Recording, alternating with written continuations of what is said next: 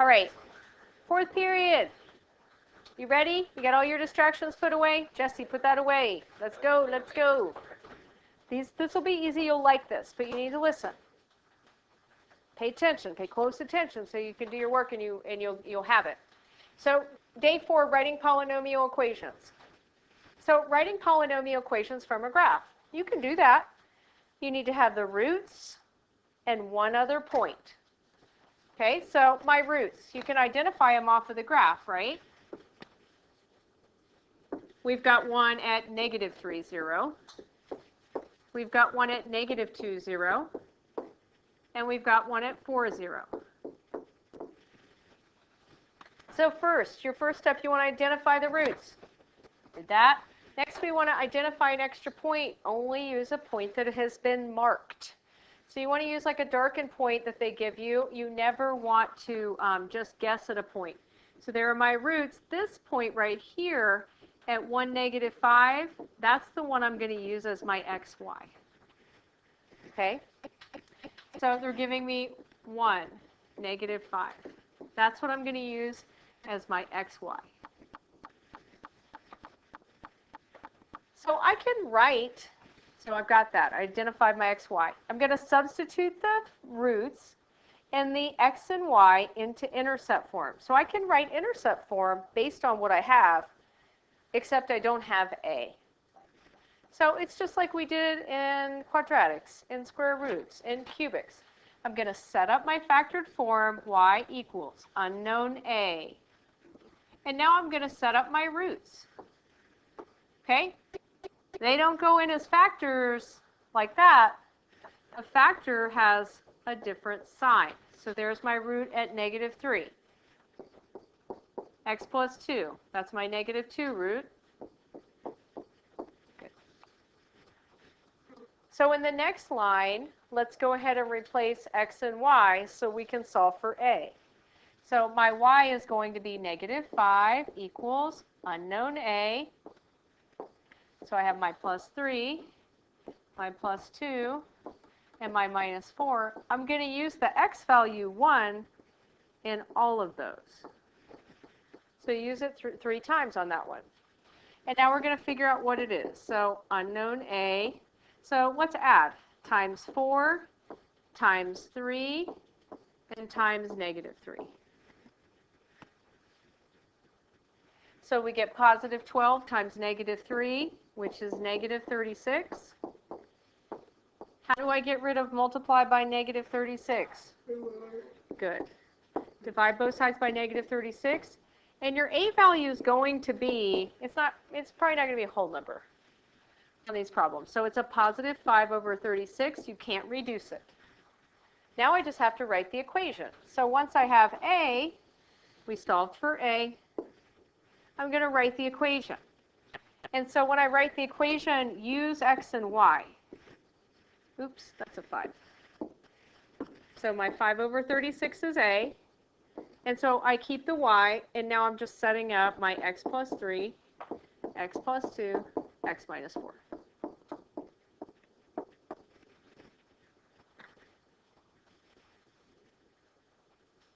What do you think? Easy peasy? Okay. You guys are awesome. My fourth period is awesome.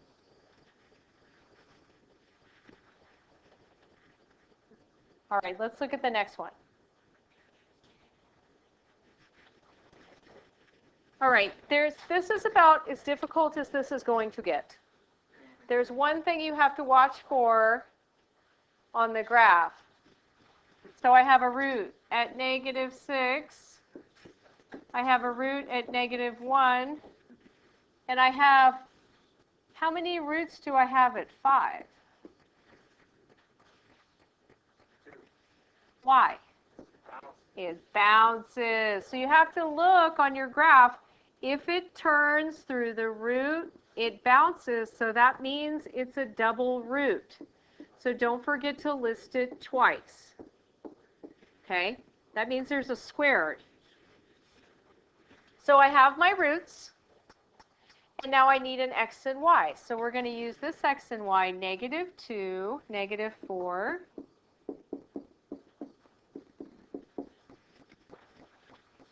So we're going to go ahead and set up our factored form. Y equals unknown A times x plus 6, x plus 1, x minus 5, and x minus 5. Because it's a double root. Now we're going to plug in y, negative 4 equals A times negative 2 plus 6, negative 2 plus 1, negative 2 minus 5, and negative 2 minus 5. So you could really type that right-hand side in your calculator if that makes it easier for you. I'll go through and we'll add. So we're multiplying 4 times negative 1 times negative 7 times negative 7. And I think, is it negative 120?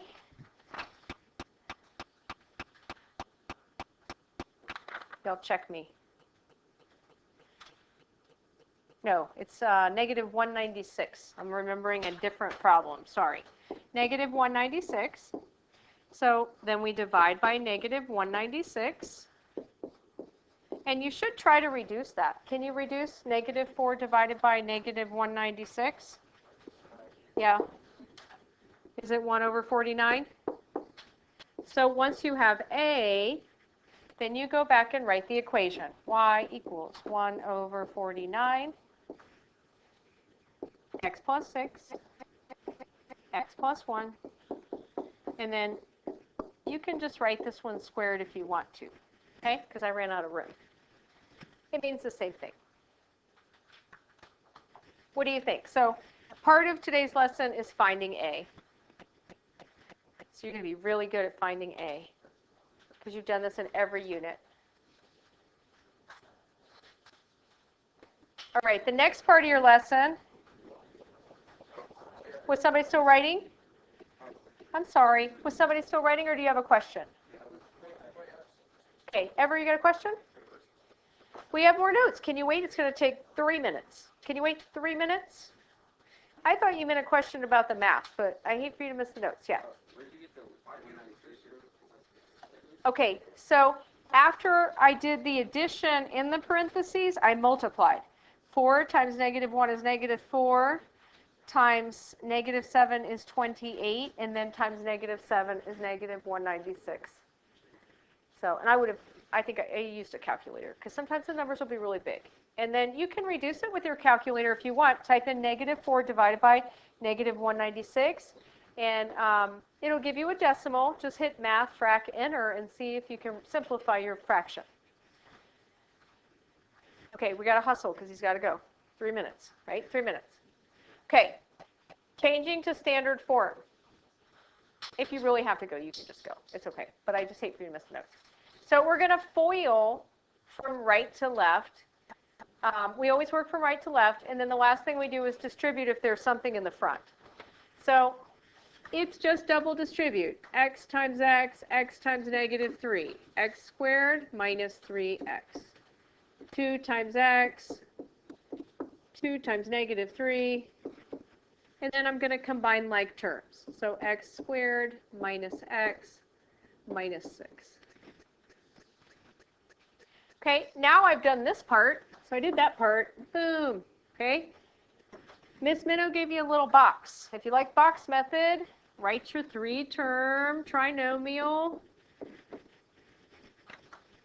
And what are we going to multiply it next? We're going to multiply it by x plus 4. That's my next part. So I multiplied that, now I'm going to multiply it by that. So it's a little Punnett square. Anybody take biology? Little Punnett square? Yeah? So x squared times x gives me x to the 3rd. X times negative x squared. X times negative 6, negative 6x. X squared times 4, 4x squared. Negative 4x. And then negative 24. If you like the little box, you can draw it on your paper. She didn't put it on all of them, but you can draw. So if you like multiplying it by that, it's kind of cool that the like terms, if you had just a regular box method, would be right here, they're also like that. So it makes it kind of easy to add them up. So when we add up our product, we end up with x to the third plus 3x squared, 4x squared minus 1x squared, and then negative 10x, I'm adding those two, my minus 24, and the very last thing, so I did that, boom. Now the very last thing is I'm going to distribute that negative 5 through my list. So we end up with negative 5x to the third, negative 15x squared, positive 50x. And is that the 120? I think that's the 120 I remember from earlier. What? Was it 120? Okay. What do you think? They're just a little bigger than multiplying that you've done before. But I bet you guys are good at this. You could do this. What do you think? Yeah? Okay. When you see this, just go ahead and write out your x minus 3. Okay, it's a perfect square. So we get x squared minus 3x plus 3x, and then positive 9. Yep. So basically you just like FOIL the last two terms or whatever. Exactly. Go back to plug in the variable or for example, this case would be x all the way at the start. Well, you want to work from left to right. So I did that part. So if you like the box, you can draw the box. And then now you're multiplying it by that x plus 1. Okay? If you don't like the box,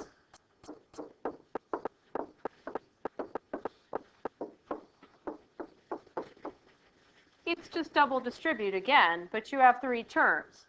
So you get x to the third, negative 6x squared, and 9x. So now when I go through and I distribute my positive 1, I'm just going to write it where it makes it easy for me to add up. Nick, do you have a question? No? Okay. So positive 1 times x squared is going to go here. So I'm just going to make a big addition problem. And then positive 1 times negative 6x, and then 9. We've got a 9. So now I just bring everything down.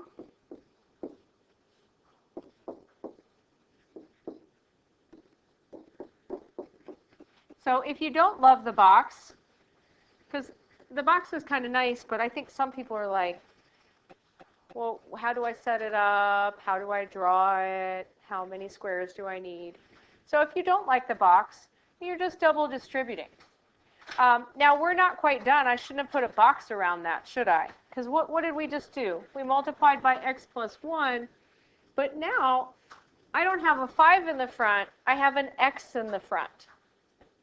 So my last step, I have to multiply by the x. So just be careful. It's not a number. It's a variable. So all it's going to do when I multiply is it's going to add an extra x. So it's raising the degree. When I multiply, I'm giving all of these terms another x. Okay, so this one is a quartic because it has a degree of 4. And you could see its y-intercept would be 0 because it doesn't have a constant. Okay, if you had to graph it. What do you think? So I showed you a couple ways to do it. You can draw a box if you like box method. Always work from right to left, but you don't have to draw a box. Whatever works for you guys. Do you guys have any questions?